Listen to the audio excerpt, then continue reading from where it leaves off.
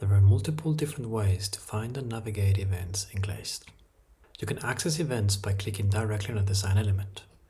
If an event is attached to it, it will be displayed on the right. Otherwise, it will enable you to create a new event. One of the most beloved features is to filter events by their status.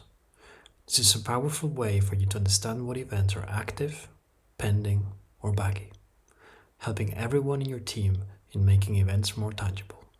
Another way is to filter events by screen.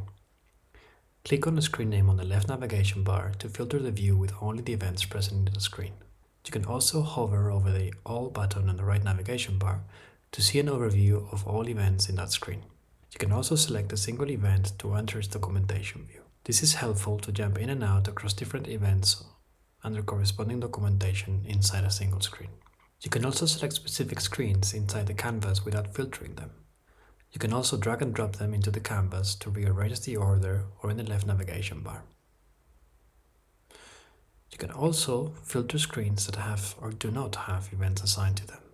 If there is a screen that you don't need, you can hide it by pressing on the little eye icon. This screen will be then pushed to the bottom of the list after a refresh. If you want to unhide it, you can simply close on the closed eye icon. For ease of use with bigger design formats such as a website or tablets, you can also use the plus and minus icons to change the size of the grid. This is particularly helpful if you're working with external monitors. You can of course also use the search functionality, or enter directly by pressing the command F in your keyboard, and it will filter everything based on your text input. The search functionality also applies for properties inside the table view.